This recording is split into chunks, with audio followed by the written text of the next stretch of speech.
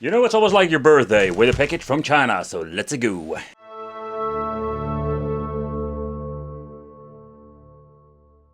The first game box we're going to take a close look at is this dual system game box that had the option to use Android. Basically, some of them do have it, some doesn't, but this one does have. So let's take a close look at this one first to see what are we going to get.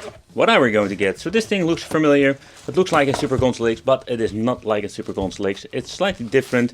It feels already quite heavy compared with the Super Console X. It had this rubber coating. It comes with an on-off switch, stuff like that. But they're called also the Gamebox G7. So you can see like there are a lot of different versions out there. And when it comes to functionalities, it still has two USB ports. It comes with an RJ45, HD, AV out, NTF card, and then we're going to get the input for the 12 volt, or they always say like TF card, but we know what I wanted to say. It's a micro SD card, and this time we're going to get a 128 gigabyte. So I'm curious, what are we going to get with this device, or what can we find in the inside? So inside we're going to get one dongle, and this is the configuration of one dongle and two controllers. So we're going to get two wireless controllers, and yeah, it's always the question, what are you going to get with these things? They don't have rumble function, they just work on two AAA batteries, have an on-off switch. Over here we do have the indication for player 1 and player 2. Sometimes it's just in LED and mode. And overall, like the quality, it feels okay. It is not the same quality like your original PlayStation 2 controller. They don't smell chemical for once. Okay, so here we're going to get a power supply. The power supply isn't 12 volts, and we're going to get a remote because it's dual boot, so we can use it like an Android box. HDMI cable, and of course the toilet paper manual. Okay, wait. What the hell? Why does this thing look like... Oh, they just slapped a manual inside of this thing, in this box. More like, you got manual? Figure it out yourself. And even I'm getting this Super Console X vibe with this new G7 box. Still there are some differences. To begin with, the box itself doesn't look like a one-on-one clone at all. No, so there are some differences over here. So to begin with, this thing has like a rubber coating. I really hate it. This is more like the cheap plastic shell. Another thing is we're going to do a weight comparison because I'm curious, like this thing feels so much heavier. Another thing is like when it comes to the control ports, here we're going to get differences. Here you can see like they moved off the CF or the SD card function. And this means simply that there's a different mainboard inside. So I'm curious also like when it comes to the performance, what we can do with this thing. The Super Console X on top is slightly slimmer. This is more like a bulky case. But let's do a weight comparison. Alright, so the Super Console X weighs 107 grams. And this weighs 147 grams. See, I told you this thing is freaking heavier. I can feel it with the wicked sense. So the device itself has a dual boot, so let's take a close look at that. The first time you boot it up, you need to configure everything, your Wi-Fi or your Ethernet, your time and date, stuff like that. But then overall, when you're going to get booted up, this is what you're going to get. It's working on Android version 9.1. It's not the latest version, so let's go to the settings and I will show you what I mean. So nowadays, where we're making this video, we're having like Android 11 already, but this is a 9.1. Better than the Super Console X because those were running on Android 4. Freaking prehistoric. We can still play some Netflix, but take consideration these boxes are rooted, so sadly we can't play in full HD. Beside that, I still had some issues with my HDMI port, so I needed to rectify that. Alright, so booting up into YouTube, basically you can't watch all of your favorite content, but I noticed there are some limitations when it comes to the playback of 4K.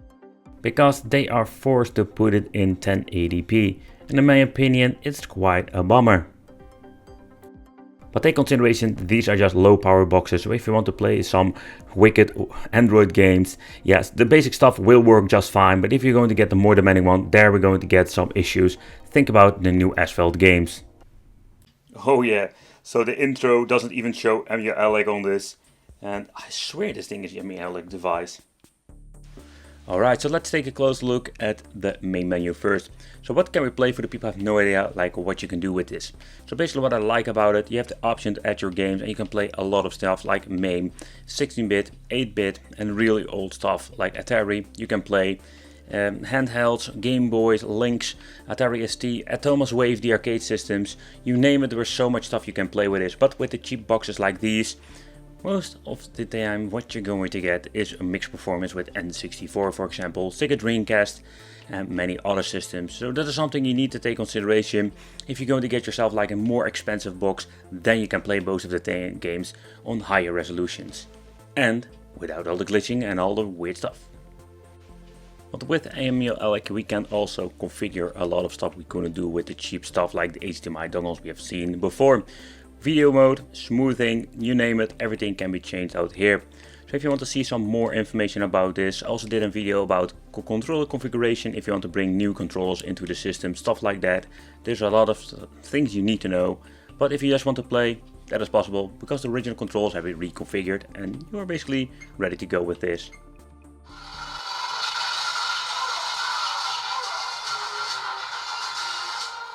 Okay, so the reason I booted up this game is very simple. This is a quite demanding system, and with cheaper boxes you will get some okay gameplay, but you will get a lot of stuttering when it comes to the games like this, because we don't have enough juice to play these games. So already the Atomic Wave is pushing this box to the limit.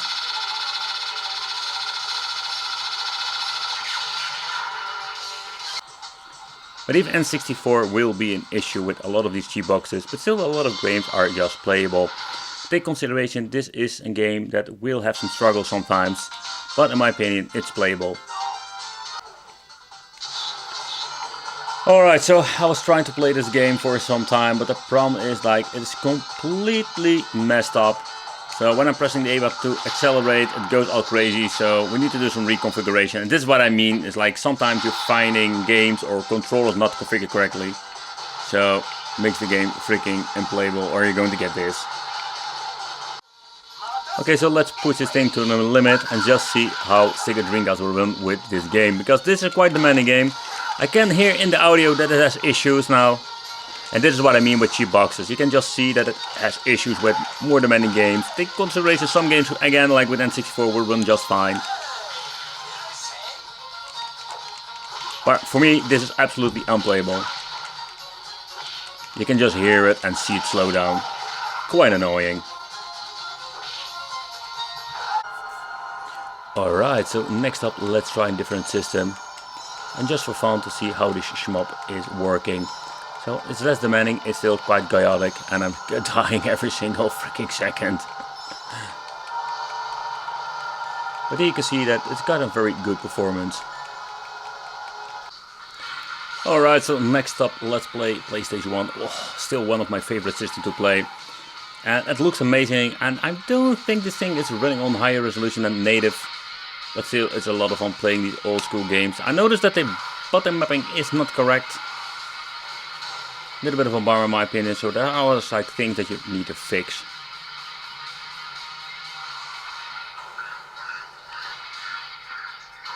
But when it comes to cheap boxes, even then PlayStation 1 runs just fine. Alright, so the next one in the lineup is this Gamebox 4K Ultra HD game stick. It's not really a stick, they put it on the box. I think they're reusing the box or whatever. It's just a game system with 5,600 games with 3D games. But okay, so it's quite confusing, but basically what they're using is an Android box, or they like rebranding an Android box. So it says here Android television, and that is what we will find inside. But first of all, the first thing that we're going to see, by the way, is like this Gamebox 4K, and I must say that it looks quite interesting. I'm curious if there's a fan in here. Will this light up? And what are we going to get? Okay, here at the side we're going to get USBs, then we're going to get HDMI, AV out, not always this works, RG45 for the connection with Ethernet, then we're going to get an SD card, so let's see how big this bad boy is. This 32 gigabyte, one weird brand I've never heard of, and the input for the power supply. The power supply will be in 12 volt 1 amp, and the model number is the i5. And it has nothing to do with Intel. Okay, what are we going to get more? Then we're going to get one dongle, and the one dongle is for the two controllers, and I'm very glad because we're going to get two USB connections. So if you want to play in 4-player configuration, you only need like 2 sets and 2 dongles, so that's quite interesting. The controller is like the better quality knockoffs. I have seen a lot of these fake controllers or fake PlayStation 2 controllers, and yeah, this is just a basic one with the on-off switch. It comes without batteries. You need to put in 2 AAA batteries for a couple of hours playtime. The analog sticks feel quite nice, have this very nice rubber compound. The D-pad feels kind of sturdy, but it's okay. And of course the colorized button, but oh man, this feels really cheap. And not to forget the smell test. It smells very nice. And of course then we're going to get the power supply, card reader, USB 2.0. We're going to get ourselves 2 pieces of paper. I think this explains how you need to add yourself some games. So it seems to be that we have this option. Then we're going to get ourselves a quick guide how you need to connect everything, how everything works. The famous toilet paper manual like always. HDMI cable and of course the second controller. And in here we're going to get ourselves an extra sticker that says like how to work with the Android mode. Android mode is just basically removing the SD card and switching systems, well, power off. Very important. Alright guys, so let's take a close look at the Android part. So let's unbox my remote. If I know how to unbox it, here it is. And let's use this bad boy. It will use 2 AAA batteries that we'll grab later on. It's a cheap remote, like cheap to the cheap, nothing really special. The thing that we need to do is very simple, is remove the CF card I already did over here. And then we're going to boot it up like always. There's no on and off switch on this freaking thing, so just plug in your power and let's go. Let's see what we're going to get with the Android. So when booting it up, this is what you're going to get is a super simplistic menu. I have personally never seen it like this, but what you can do is like basically go to the Play Store, use Google, stuff like that. Then we're going to get, of course, the option to play some games if you want to. But the most interesting part is when you're going to the applications over here. So we can do a lot of tinkering and we also install an APK installer. So basically what we can do with that is installing new games if you don't want to use the Play Store. But of course the Play Store gives you way more possibilities when it comes to playing some games.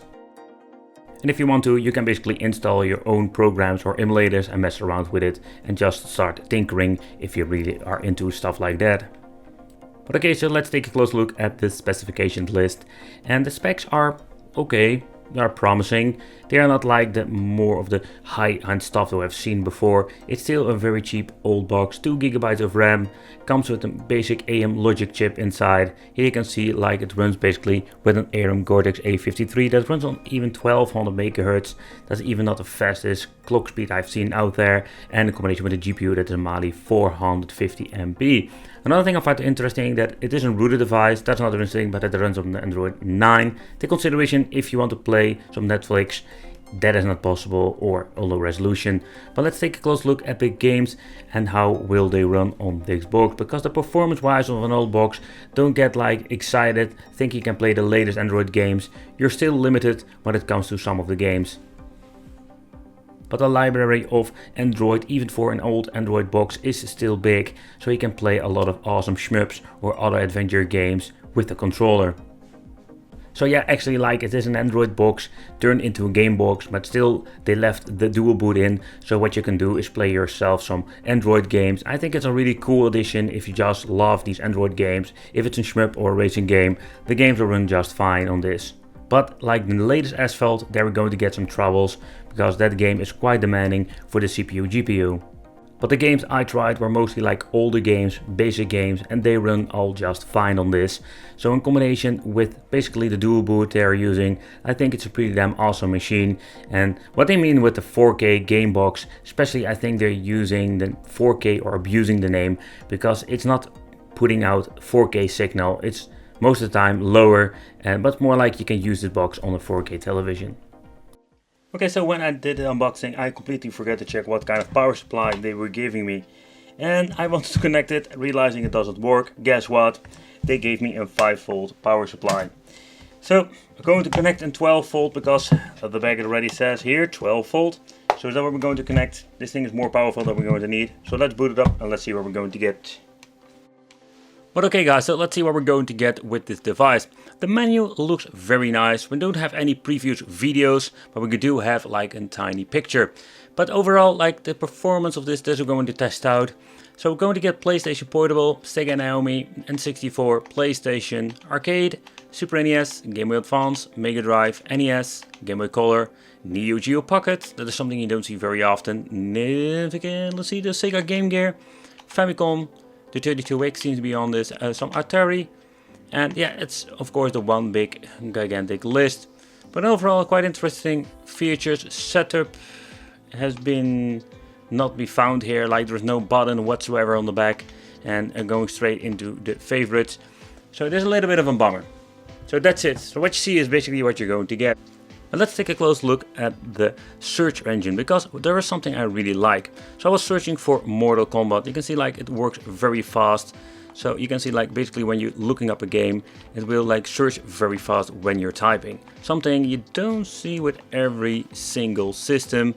Another thing I do like is that it will give you like the option like what game you want to play and which platform it is. That is also like an issue I have found with some of these boxes. It's pretty damn interesting. But over here we're going to get the option for search, and of course we're having select and back, and when you're pressing the X you can mark a game like favorites that we can find back in the that we basically can find back into the favorite list. Select L2 we will save, and select R2 we will have a quick load, and with start plus double click select, or better said like start select twice, we go back to the main menu. Okay, so let's try Sega Nomi to begin with. I already noticed some glitching in the beginning of this game. So when it comes to low power devices, you will see some issues. If it's not FPS drops, it also will be like glitches. But most part of the game runs just fine.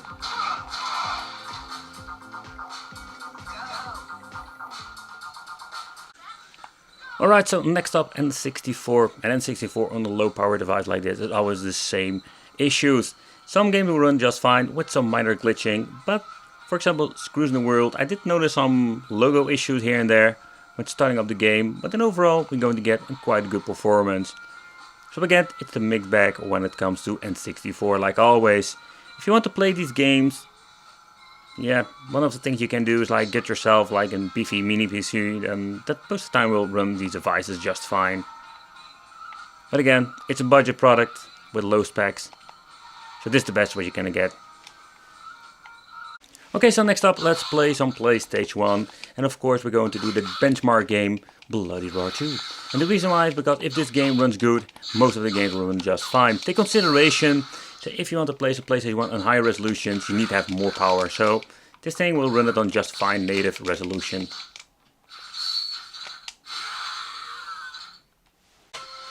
Alright, so next up PlayStation Portable. I always find it quite interesting to see how they will run on a cheap box like this. And you will see some hiccups here and there, but overall performance is quite good. But and God of War, the really demanding games will not run on this. Another thing is a little bit of a bummer. So with some Pandora's boxes we have this tweak that we can play with 2 players with PlayStation Portable, but that is not possible with an Android box or a Game Box 4K in this case. So that means you can only play 1-player games. A little bit of a bummer, but that's the things we need to live with stuff like this. Alright, so let's try a main game. Of course we're going to do Mortal Kombat 1 for the benchmark, because this is a super demanding game. And I was surprised to see that it also runs very well on this system. Ah, that was the move I was searching for. Alright, so let's take a close look at this version, the Gamebox 4K Ultra HD Game Stick. Yeah, it's another game stick, or it's actually not a game stick. They put it on the box again. This is also called the B01. Kind of weird, don't know what it says, like why it's for. Nevertheless, there's not a lot of information on it, but let's take a close look at this one, and then we're going to take a close look at the other Gamebox. Okay, so what you're going to get most of the times nowadays, they are like grabbing old TV boxes from the shelf and relabeling them. I don't know if this box ever got sold. Don't know, they added some nice decals like Gamebox on it. At the side we're going to get 2 USB ports. At the back we're going to get an input. It's by the way in 12-volt 1 amp that is needed. And TF card, let's check it out how big this bad boy is. Comes with a 64 gigabytes, so I'm curious what kind of stuff they added. We have an AV out function. Take consideration that doesn't always work. HDMI and an 1 port or Ethernet connection. That's it. Yeah. So let's take a close look at the box itself, because I'm just curious what I'm going to get. So it's a TV box, so it comes with a remote, also with this weird plug, 12-volt power supply. Yeah, okay. We're going to get, they are smelling quite chemical, and this is like the cheap controllers, 2 of them, Yahoo, HDMI cable. And we're going to get this on this deluxe. It's in English. Toilet paper manual explanation. How does it work? It seems to be that it's running on Emulation, and it's going to be like a freaking Android box again. But let's boot it up and let's see where I actually can play on this thing. This thing, yeah.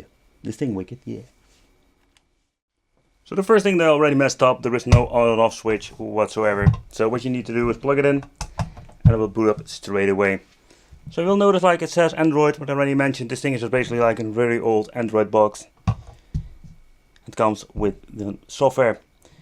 It says here Emulation, and it is more like 3.6 if I've seen it correctly. And if you pop up the card, it will basically boot up in the normal Android menu. Okay, so let's take a closer look at the menu itself. And I must say that the menu, I do like this hyperspin effect. Compatibility, you can say like Emulation runs a lot of different emulators. But if it's going to run on this device, that is more like a second question that we need to ask ourselves. Because it's a cheap device, it's similar to the Super Console X in a lot of ways. So don't expect a lot of good performance when it comes to the higher end stuff. Sega Dreamcast, Sega Saturn, stuff like that. So here you can change out a lot of settings. Yeah, pressing the wrong button. The menu itself, update download. So if you want to basically update it, it's still running on kind of a weird old version 3.6. I'm running on a 720p moment at the moment. You can change a lot of stuff like aspect ratio, rewind, you name it. But let's take a close look at some, let's say, high-end stuff games. Yeah. Okay, first off, let's start with PlayStation 1. So we've reached the point that a lot of these systems will run PlayStation 1 pretty good or very well. So here you can see like they're running it on the native resolution most of the time. But if you want to enjoy some PlayStation 1, you can do so even on cheaper boxes. The D-pad is not working. Ah, there it is. Just want to check it for sure.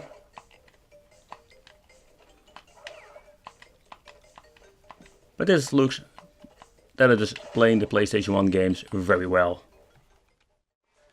Next up, let's try N64 game. Ah, that is the thing I wanted to see. If it struggles and it glitches out.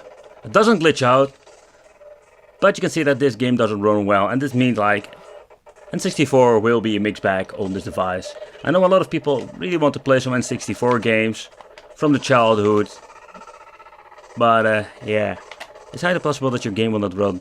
Of course, like because of the mixed bag, there are so many different games that are not running well. It's very hard to, basically to pinpoint which game will run or not. But when you're going to get yourself like in Super Console X PC, or they call it like the Super Console PC editions, they are powerful enough to run the game without any hiccups whatsoever. Wanna take it for a ride? The question remains, how will Sega Dreamcast run? So what we're going to try, we're going to first a two-dimensional game, and then we're going to try out a three-dimensional game just to see how good this will run on this cheap game box system.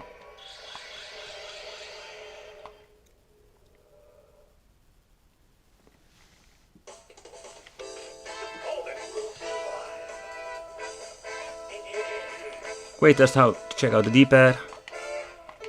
D-pad is really sturdy and really awful. So now we're going to test out. Super move. I must say that I'm quite surprised when it comes to the two-dimensional part with Sega Dreamcast. I'm not surprised to see some glitches, because it's still running on a chipset like Emulation that will have the problems. Some really weird glitches, but overall like the performance is not bad. Beep beep beep beep beep beep beep beep beep beep beep beep beep beep beep. Assume level 1 defense formation. Hold B button down to lock on. Release it to fire a homing missile.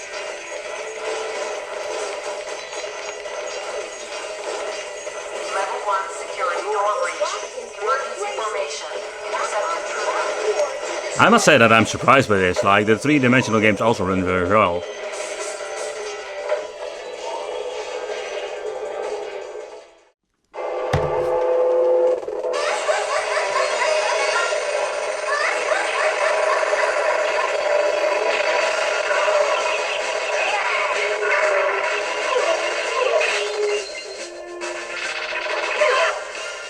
This game glitches out like crazy.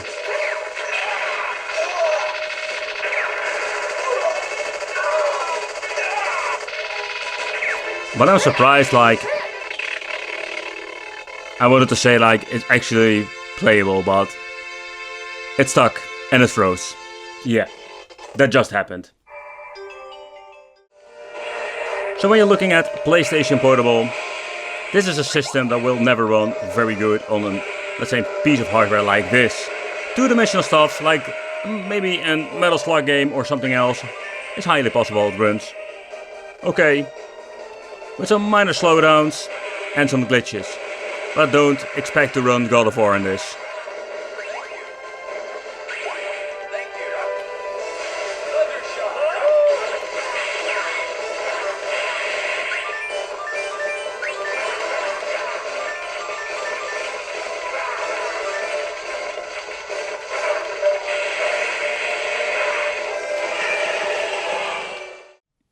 So this is more like a moment in thinking what the hell is going on, because we have another stick or game box, and the weird thing is like when you're looking at the previous one, I do have like some different, let's say, information. This is like dual system Android TV, and I think it doesn't even have like the same game amounts. Doesn't matter, it's a kind of weird situation here, like not a lot of information. So let's do a quick unboxing.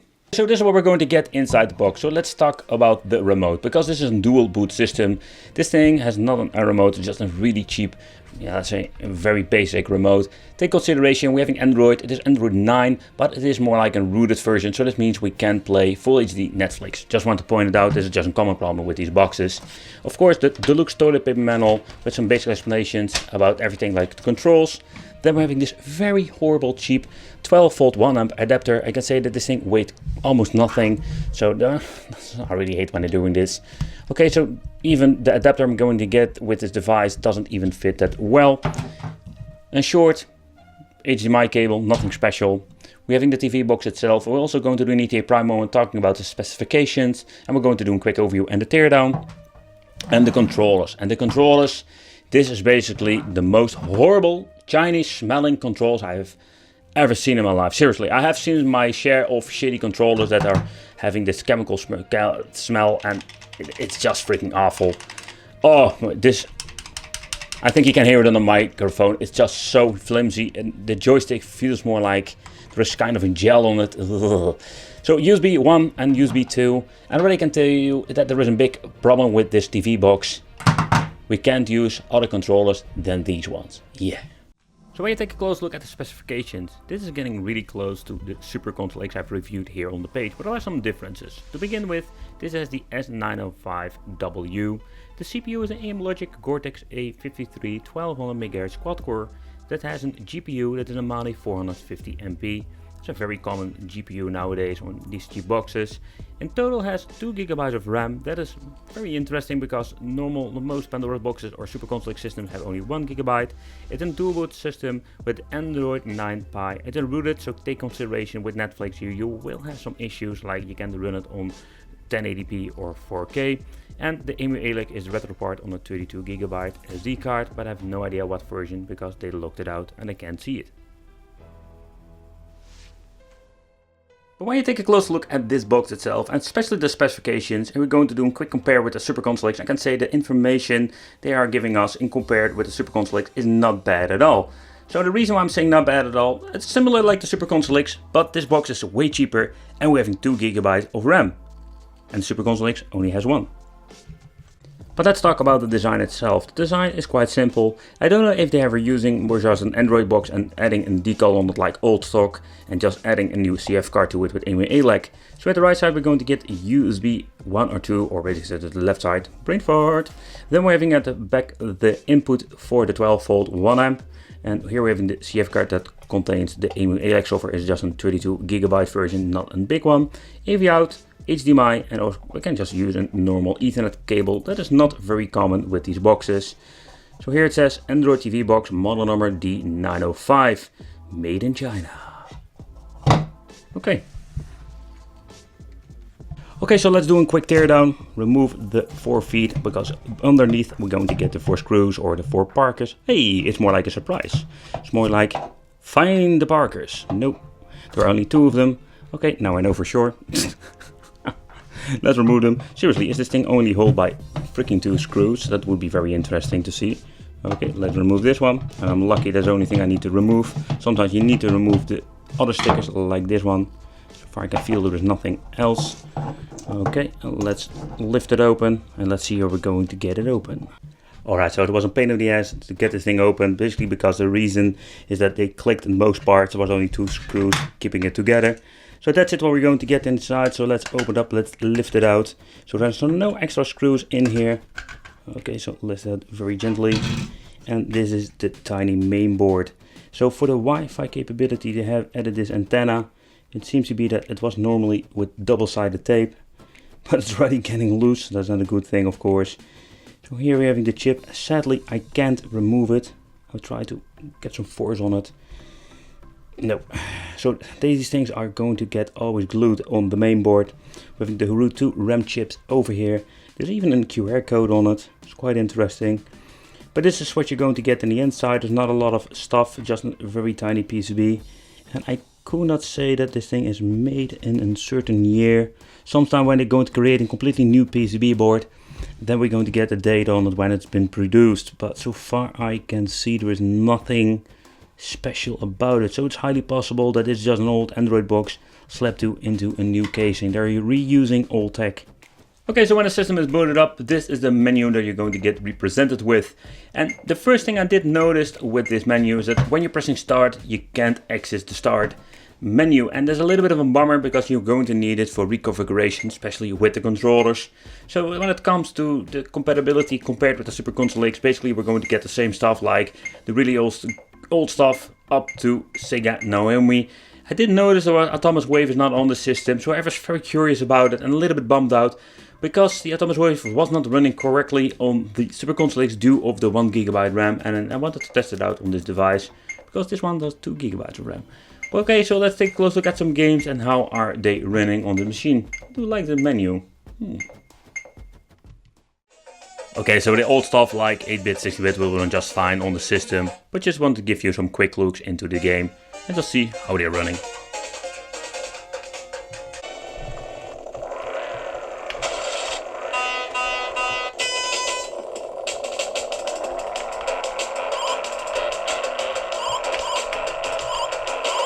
Oh.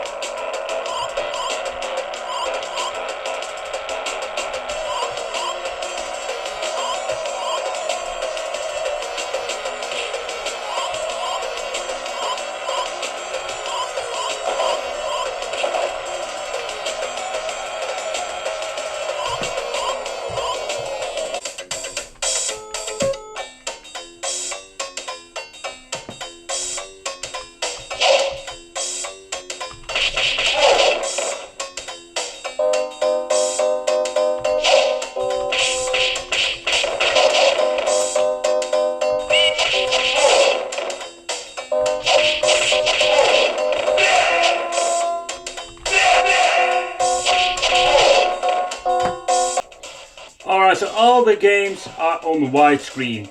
Oh my god. It's a freaking nightmare. The Pandora nightmare all over again. And the thing is, you can go into the RetroArch menu. So you're stuck with the widescreen stuff. The game seems to be running just fine, but this is just a big bummer in my opinion. Because they locked everything down, there is no freaking way to adjust the graphical part, the aspect ratio, and etc.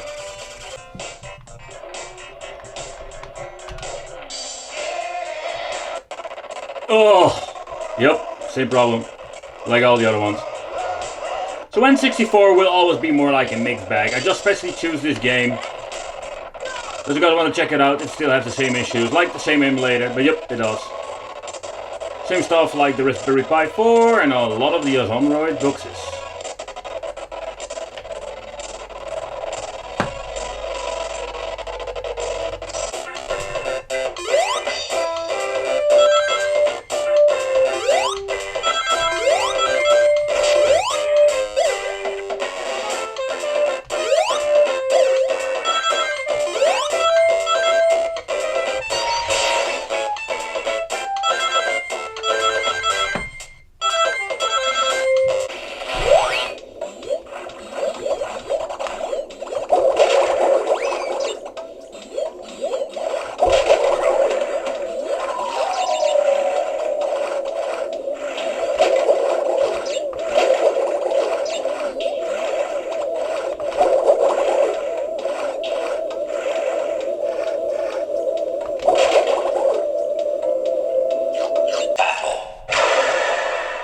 Oh boy.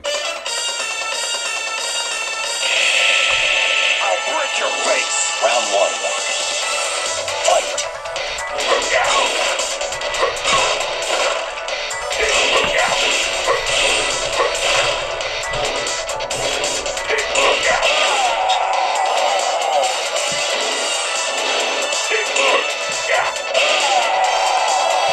So I can say with Tekken, it's just more like a mixed bag. When starting up the game, I already noticed that it has a little bit of stuttering. And it depends what kind of game you wanted to play. So take into consideration if you want to play in God of War, that will never run on a system like this. Because this is just a low-powered Android box. Games like Tekken 5 do seem to be working, I wouldn't say fine, but they are playable in some ways.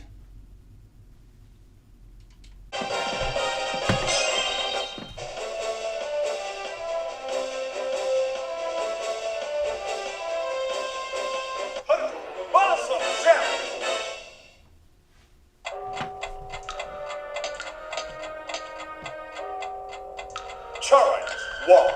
Are you ready? Action! Oh no!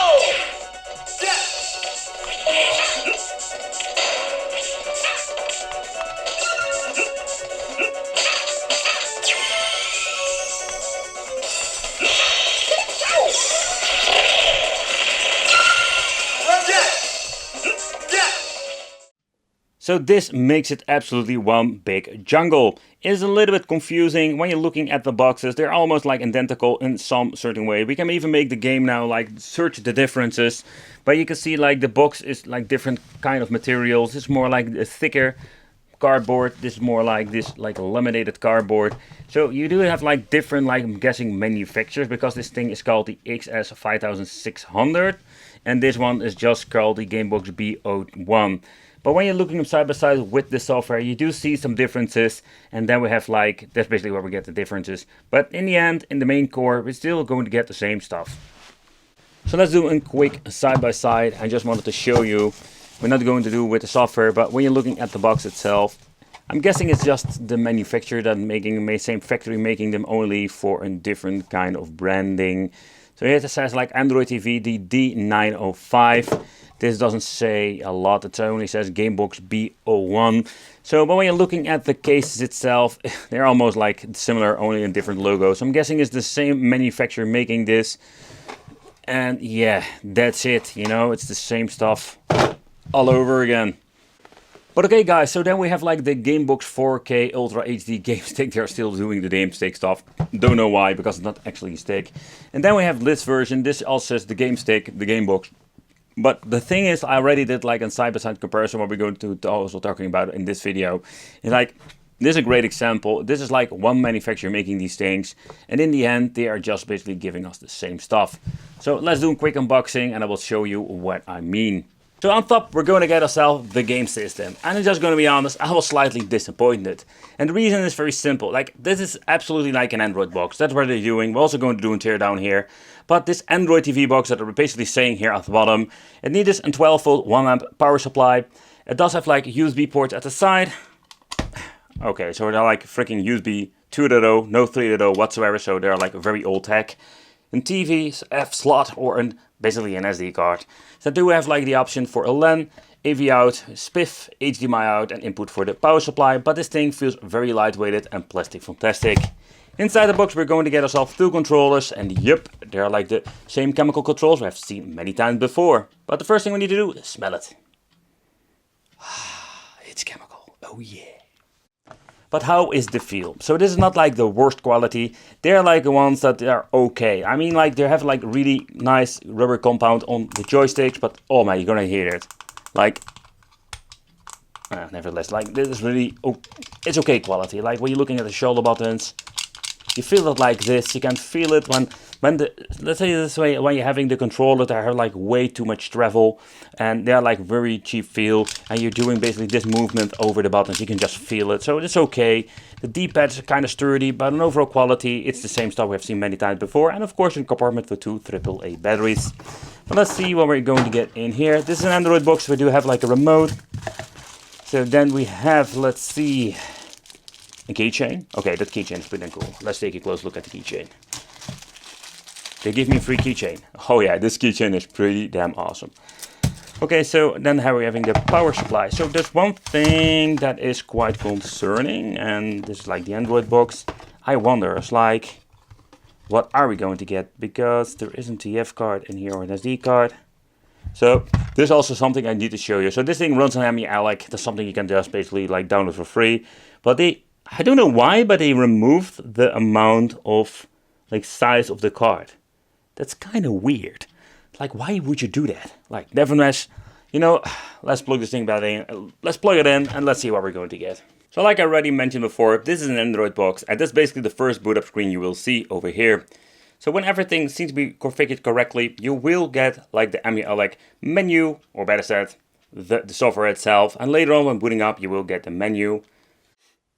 Well, what I did notice, this is a special modified version. This theme that they're using looks kind of cool. And also you can see like we do have like the Gamebox intro logo. So they're slightly different and modified when you're looking at an, let's say, your typical Emulation you can download for free on the internet.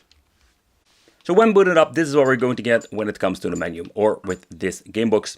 So what I think is pretty damn cool with these game boxes, we have so much cool stuff that we can play. For the people just tuning in and stuff like this, basically with an Emulation and a basic Android device, you can play up to PlayStation 1 without any hassle. N64 will always be the problem, like a lot of stuff that will not run well or not at all. So N64 will be always the problem. You need to have more power to run that properly on every single, let's say, kind of in resolution, or better said, every single game. Sega Saturn is a new addition to this, absolutely amazing. I think it's pretty damn cool in my opinion. But when you're looking at it, there is so much stuff you can play with these cheap boxes. That's a fact. So for the people wondering what kind of theme they're using the Art Pie theme for it. It's pretty damn cool. I really like it. And over here you can see like it's the Emulation AS version 4.3 mod that's basically running on this machine. Another thing I really don't like about this bad boy is that we don't have an on and off switch. A little bit of maybe me being nitpicky about it, but it's something you can sometimes find on these devices and something you don't. And if you need to shut it down, you can do it through the software. So basically what you're going to do is go into the quit over here, and when you choose this, you can shut down the system. But when you want to reboot it, you need to unplug the power every single time, so it's not really convenient. I don't want to focus too much on the old stuff, because that runs just fine on the system like this. I personally really love the side bezels. If you just want to remove it, you can remove it if you want to.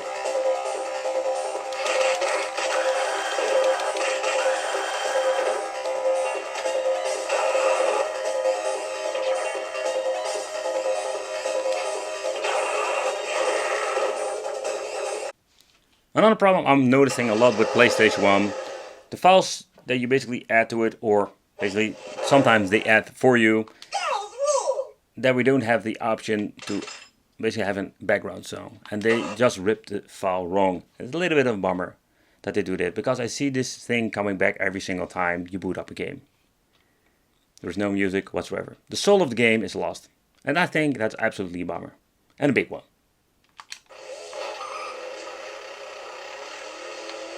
But the overall performance, of course, like I said, like PlayStation 1, runs just fine on this. It is on native resolution, because these boxes are not more powerful enough to run it on high resolutions. Especially when you're running this on a high-end PC, you can get even more better performance and like more like crazy gameplay out of this. For a cheap box, I think it's pretty damn awesome. I'm basically just driving around, you know, like doing nothing.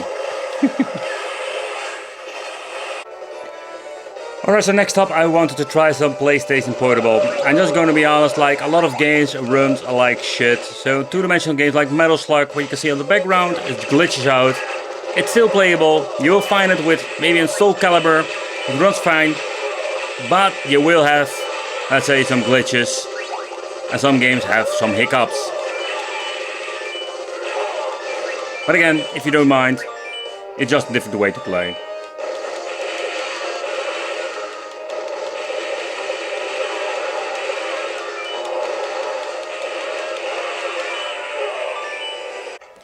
Okay, so next up for the test, I wanted to try out some Mortal Kombat 2. This is the most demanding game they can find on a box like this.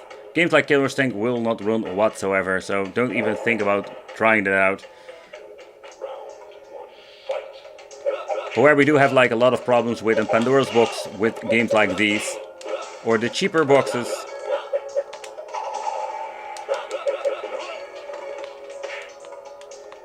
Dude, I'm just going to punch you in the balls.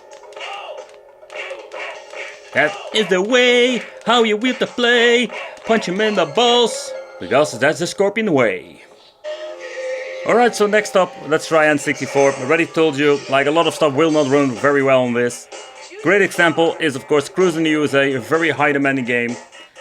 Conquer Bad Fur Day, GoldenEye, stuff like that. And that's basically what happens. It stutters, it glitches, and it has a lot of issues. And these games are just basically unplayable. But don't get me wrong, like a lot of launch titles like Diddy Kong Farting runs just fine. And fine, I mean like in the best way that you can handle like games like those on a cheap Android box. But you get the point. Glitch in the USA. It's time to talk about the AliExpress glitch matrix stuff. You know, I'm always making a joke out of it, but this is absolutely a serious problem. Something I have faced so many times when buying products. And I'm thinking, what is this guy talking about? Finding products on AliExpress can be like a freaking nightmare. Let me know in the comments if you have like some similar issues. And I mean, when you're searching a certain product, when you're getting something in the mail, it looks completely different, or it is something different. So I've bought myself the game box, and I realized I got 2 of them. But are they the same? That is of course the question of today. They come in different boxes. The first one that came in was this version, the game box, the 4K, you know, I'm not going to even say it anymore, I'm not going to bother. The thing is, like, it came in a completely different box than it was shown on the freaking page. So then we have like the professional game chip, like, you know, those takes on boxes, absolutely hilarious. But the other thing is, like, so we had this thing, and later on, my other version came in. I'm more like, oh crap, did I seriously buy the same product, only on a different name? Because that is what happens. But let's take a close look in the inside. Ooh, there is nothing inside. No, just joking. Let's do a side-by-side comparison with the insides. Okay, so this one comes with some plastic fantastic, of course the game box itself and the controllers. But are we having any differences over here? Of course, same paperwork, stuff like that. So there is one or multiple factories making this same product. I'm guessing they will buy like the controllers from another factory and making a bundle. But let's talk about the controllers first. Is there any difference over here when it comes to the quality? So basically with version 1 and version 2, you don't feel any difference. So I'm guessing they basically like have the same kind of controller, or the manufacturer's just selling one kind of controller. They all smell chemical, they have the same kind of layout, everything is the same, there is no difference whatsoever, including when it comes to the chemical smell. So when you're looking at the casing, it's identical to each other, absolutely the same. So I just want to look at the bottom. Here we do get a like a minimal difference. We're going to get like basically 2 stickers on here and 1 over here. So when you're looking at the stickers, it will have the same voltage, 12 volt 1 amp, and this also have 12 volt 1 amp. But basically when you're looking basically like side by side and you're checking everything, it's absolutely the same. So the thing I wanted to do is just open them up. Alright, so let's do a quick teardown. I find it quite annoying that they, using a cheap case like this, like fully made out of plastic, and there are no screws. I am guessing that I need to use my prior tool, so let's get me one of those. And let's see if we can unbox this freaking thing.